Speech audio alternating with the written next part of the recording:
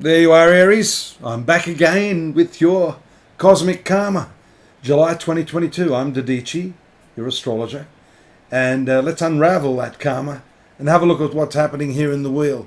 Some important developments, and especially around the 5th, when a major transit of Mars, which has been nicely fortified by its recent conjunction with Jupiter, moves to your second house of finances on the 5th. That's pretty significant because the second house here is all to do with your finances, your income, and being the planet that rules you, Mars is going to exert a lot of influence there. You're going to exert yourself to earn money, to achieve, I think, a lot more stability. There it is on the 5th. You'll notice that the destabilizing influence of the North Node is still continuing there. This could be explosive as Mars moves into a closer conjunction with Uranus, but for the time being, you're going to anchor your energies, you're going to materialize them, you're going to put a lot of effort and drive into achieving some satisfaction in that area of your life now. You notice also down the bottom part of the horoscope, the Sun, the last part of June, we had a new moon there.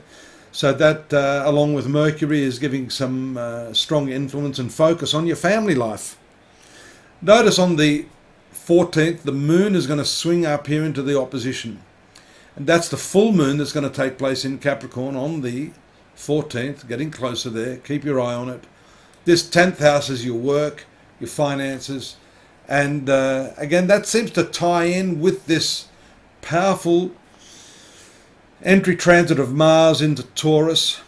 Here it is here. The full moon is going to be in a lovely triangular aspect. Watch that blue line as it moves there. There it is to Mars, fortifying those efforts that you make.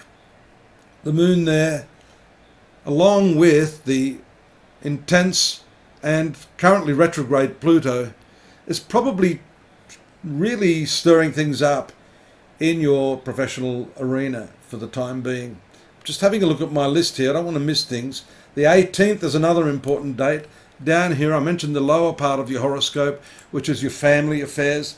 Venus in the communicative sign of Gemini up until this time. Also receiving nice aspects from the Saturn-Moon combination up here in Aquarius. Here to this Venus in the last degrees of Gemini. Beautiful communications, lovely time to share your creative ideals with other people. And you'll see there on the 18th, its shift also gaining some very, very nice directional strength. What we call Digbala in Vedic astrology, although I'm only using Western astrology here. You'll notice the Moon-Jupiter combination there around the 20th, bringing some good luck to you. Maybe some of those efforts that you're making will pay off handsomely, while Mars is in the second house. Moon now enters into that same place around the 21st, bringing the lovely expansive energies of Jupiter to your efforts. You'll notice on the 19th, and I missed that, the movement of Mercury into the creative area of your horoscope. That's nice. Mercury is very communicative in itself. It has to do with young kids. It's a young planet. And being in the 5th house of children, it may, if you're a parent, just intensify your connection with your kids, that sort of thing. And this is going to be all the more important as you see the moon swing around here in the last part of the month, as it creates a new moon energy here in this 5th house, showing us an abundance of creative vibrations, connections with children. I guess in a way also connecting with your inner child, which is always a nice thing. You know, we become so serious with, well, you would be with this Mars energy over here, Saturn up here. Notice also that square aspect, a few square aspects there. That's what we call a T-square between the north and the south node, your karmic axis to this retrograde Saturn in the 11th house. We're going to see another retrograde motion here by Jupiter See, it's gone stationary there on the 29th, retrograde, and the new moon on the same day in this 5th house.